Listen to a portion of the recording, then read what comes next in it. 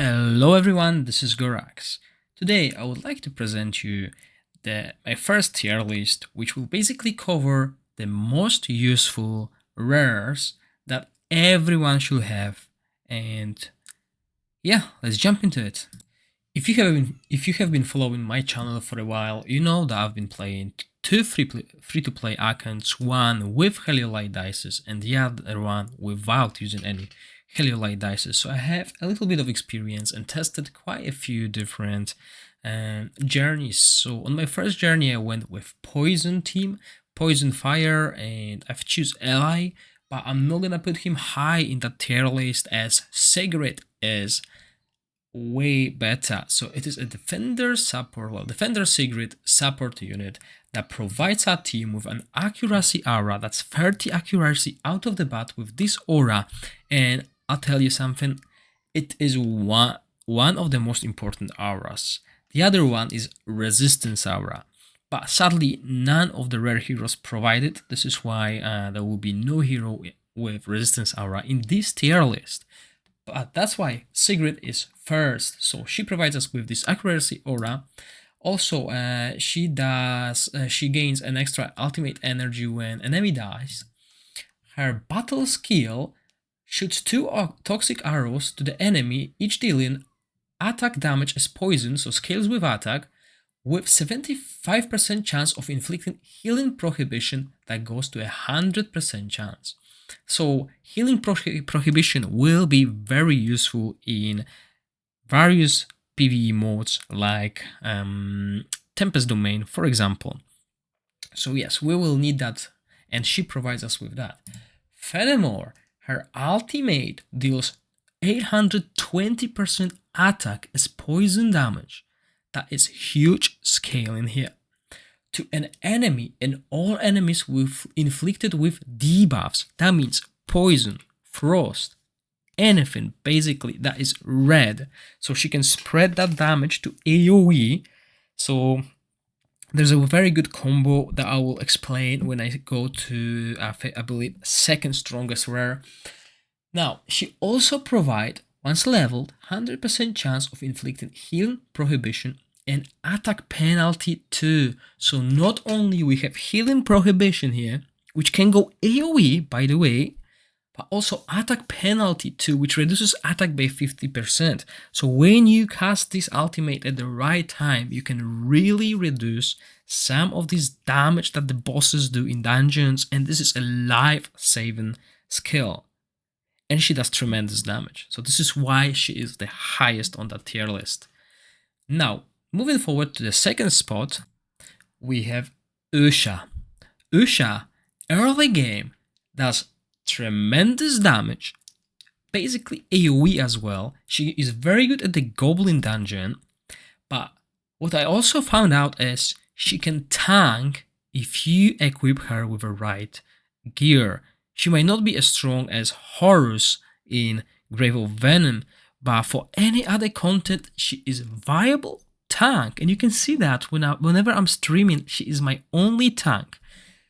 Well, let's read the skills and I'll tell you why. So first of all, she provides all allies with an aura that increases HP by 24% in dungeon battles. So if you don't have any other aura, this is quite cool, makes your team way more beefy, so they are able to take more hits. Now, her passive, every second basic attack at the enemy under frost deals double damage. So this is why it's important to have someone else that applies frost as well. She can apply frost by her own, but we'll talk about it in a second. So here we go. We got battle skill that happens every 10 seconds, and it gives her a shield that scales with 300% of our attack. So the more attack, the more potent that shield is, and it also gives her an attack speed of 50%. I mean, this shield is basically enough to mitigate most of the damage, especially if we pair her with our follower in frost form with another shield. So that's what I've been using for the early game, works wonder up until level 70, I would say even 90, because I'm using her on my main account as well. So yeah. Then we have her ultimate, which is Eyebreaker Slash. So it slashes forcefully twice, each dealing 400% attack as a cold damage. So that's 800 to enemies within range. As we can see here, this is the range, with 30%, with 100% chance of inflicting frost for 10 seconds. So this is the only way she can apply frost herself. Now, as you can see, 20 seconds and 10, so the frost will not be permanent, so we will be losing a little bit of passive here. So we better pair her up with someone who can apply frost as well to keep that upkeep all the time, okay? Keep that frost debuff on the enemy all the time, so we can get the most of her. And she's amazing in Temporal Vortex, especially if just as I said, if you pair her with someone else to provide that frost. Now, this skill deals double damage to enemies inflicted with frost. This is why it's so important to have someone else. And what I found out is, when she does that and apply the frost to the enemies, and Sigrid uses ultimate, all of these enemies will also be hit by Sigrid. So this combo, Sigrid and Usha, is really powerful early in the game. Obviously, you can get only one of them through the rare selection chest, but if you're lucky, you can have both of them with your summons because they are rare. So it's quite easy to get them. And yeah, so this is the second strongest hero. And the way I build her is going full attack and attack percentage on the equipment, which helps a lot with the shield, and then a little bit of defense, and later attack interval, so attack speed on her as well, so we can utilize that passive as much as possible. But early game, this is what you want. Closing the top 3 will be Urina, which is a support for the Tempest faction. Well, she's a little bit different.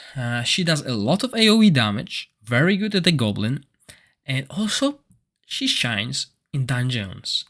Let's look at her skills.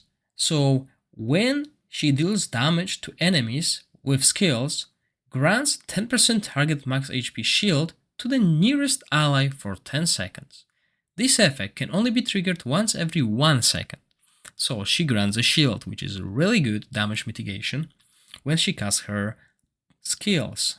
So her battle skill is a Chain Lightning that she can cast every 8 seconds, and it deals a lot of damage, both AoE and single target as well. 360% attack scale in here, and it can bounce among the enemies up to 3 times. So every 8 seconds we got the shield from this skill. Then we move here to her ultimate, which is a really powerful ultimate, and once again gives us a debuff on the enemy that we are looking for on almost every content. So it deals 710 attack. So 710% attack. So that's a very high scale in here to enemies within range, and we can see range here, with 75% chance of inflicting attack penalty 2, which reduces attack by 50%. So if it's cast at the right moment, it can really mitigate a lot of damage, and that's important. But it also have a 75% chance of dispelling 1 buff from them. And there are bosses that require you to steal their buffs, like the Grave of Curse. And obviously increases the chance and damage of that skill. So she is like top 3 when it comes to damage. Okay, so these are the 3 top tier damage oriented rares. The way I build her usually is building high attack and ensure we have enough accuracy to have 100% attack penalty upkeep on the bosses, and on some encounters, like with every hero that I covered so far, we will go with resistance depending on the content, and then obviously skill haste on her. You want skill haste to proc this as soon as possible. That's an extra damage mitigation for your team. Now, the next heroes we will cover are more utility based, so let's jump to the first one. As we know, everyone in the game receives Hexandra as a first healer. However, there's another healer that is really good.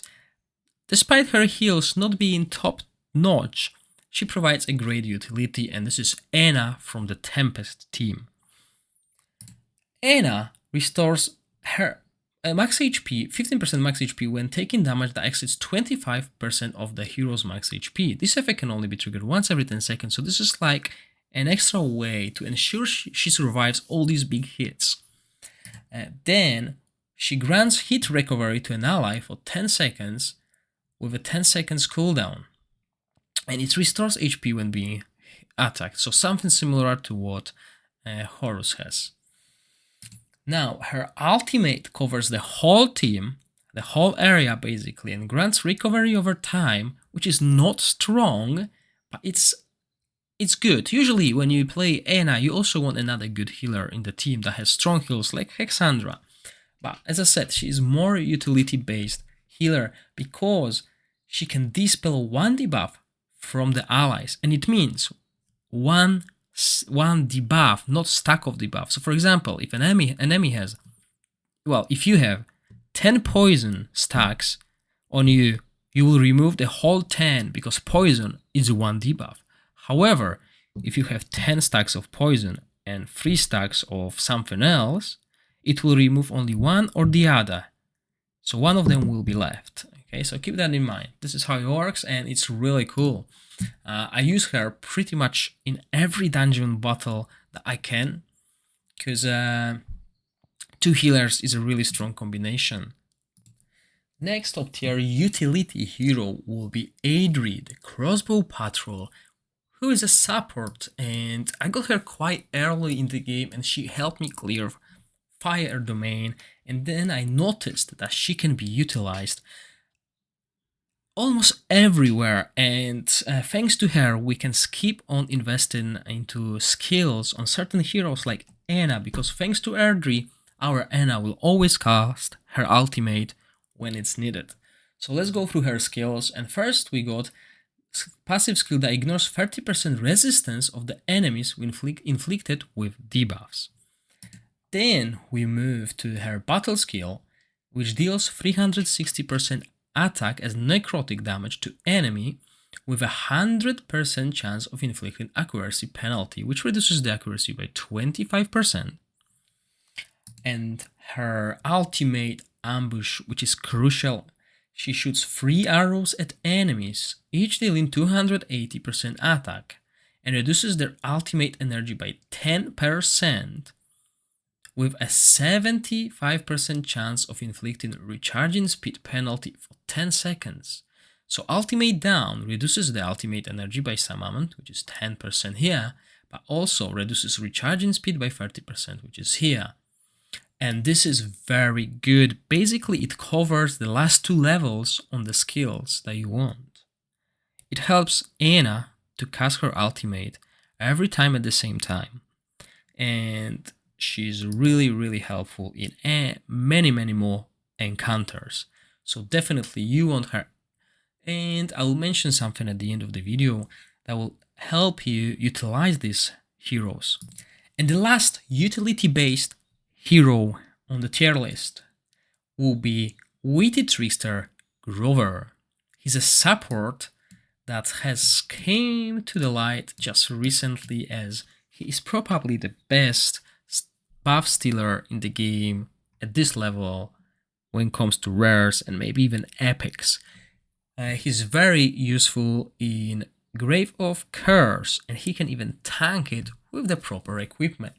His aura increases all allies' accuracy by 30, similar to Sigrid. This aura is very high in my tier list. Okay, when you have a hero with this aura or resistance, you definitely want that.